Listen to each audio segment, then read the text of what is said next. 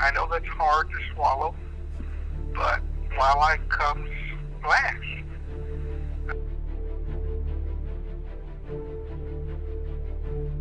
Every day around Port Aransas, it's possible to see many ships and tankers waiting for their turn to pass through the channel to carry their cargo into port. These ships are able to sail through this would-be shallow channel because of dredging. Dredging removes the buildup of sediment on the bottom that would otherwise close this ship channel. Looking out into the water, everything seems to be normal, but what happens below the surface can have devastating effects. What used to be complex seagrass habitats with many marine species are quickly turned into barren ocean wastelands when dredging is allowed to happen. Harmful pollutants that have been trapped in the sediment will be resuspended into the water column. With over 100,000 different organisms per square meter of sediment, dredging disrupts and kills many of these organisms that affect water quality. Organisms that cannot escape the dredging will be killed, along with sessile species becoming smothered in sediment. This in turn lowers the biodiversity of the area. If not managed correctly, dredging will have major effects on the environment, not only in the water, but also on land.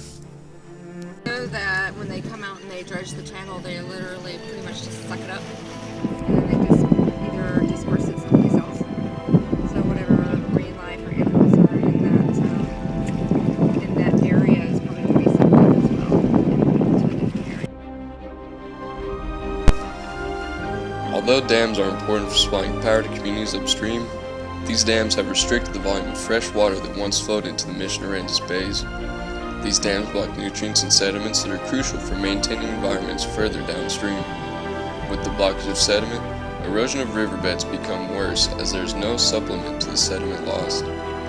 This has various ecological impacts as many fish depend on these natural water, nutrient, and sediment fluctuations that damming disrupts. Damming also causes a depletion in groundwater abundance. This happens as a result of high erosion due to a loss of sediment deposits, which will cut deeper into the riverbed, releasing groundwater reservoirs.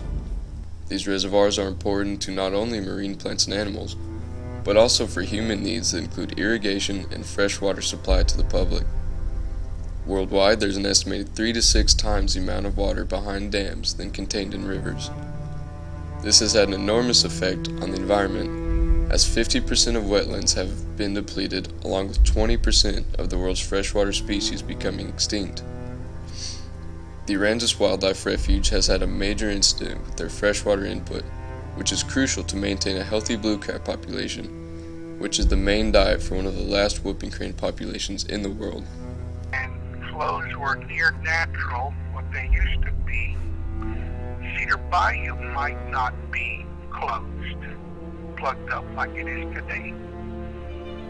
I used to see flows, freshwater flows, actually push through Cedar Bayou and into the Gulf. You just don't see that anymore. On the beaches of Port Aransas, road graders and front-end loaders are used to remove the sand from the beach, creating a large area along the shore for people to drive, camp, and just enjoy their time. It's a beach, it's pretty nice. It looks like they do something with some kind of tractor, like grader or something. It's pretty neat. I've been to beaches in Romania, and I've been to beaches in Galveston's one I went to as a kid, and I've been to the beach in Italy, and I would say this is probably just as nice as all the other, probably nicer than all the others. Like it's flat, it's easy to get to. I mean, there's a campground right there, so it makes it really nice. Though this is optimal for human recreation, many creatures live on the beach shore and backshore. Scraping the beach disturbs and destroys homes to many species like ghost crabs, ghost shrimp, bivalves, and other burrowing organisms.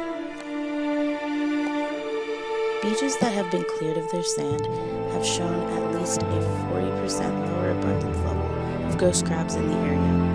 In Port Aransas, the beaches are not only scraped, but the sand is also stomped by a vehicle, making the sand very compact.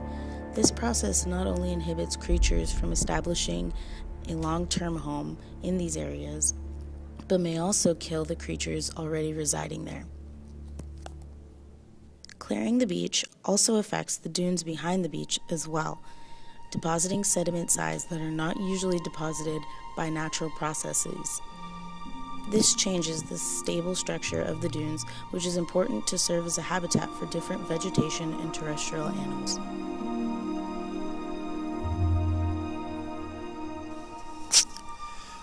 Dredging is an inevitable part of port management. Keeping the ship channel open is extremely important for coastal economies like Port Aransas and Corpus Christi. Because of this, dredging will continue to occur in ship channels. A major consequence of dredging is the sediment and pollutants that get resuspended in the water column. One possible solution would be to capture the sediment in another boat or develop a way to store it in the dredging ship.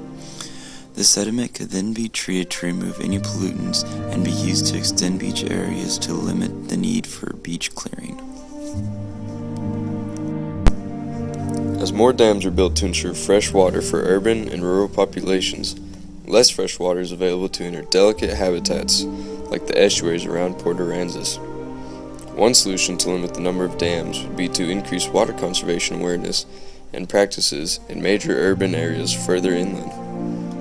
These areas do not suffer from or understand the consequences of reckless water usage like many coastal areas do.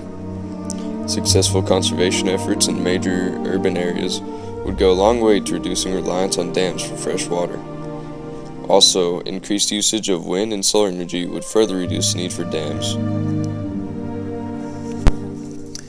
As part of the solution to dredging waste, beach clearing can be limited if sediment from dredging was used to reduce the effects of erosion.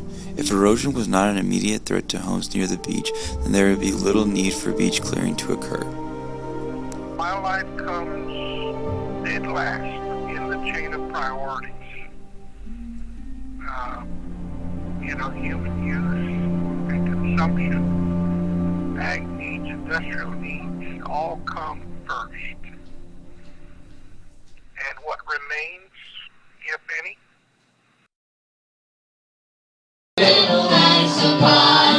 How do you know where to go? I can see you're always sending for a show.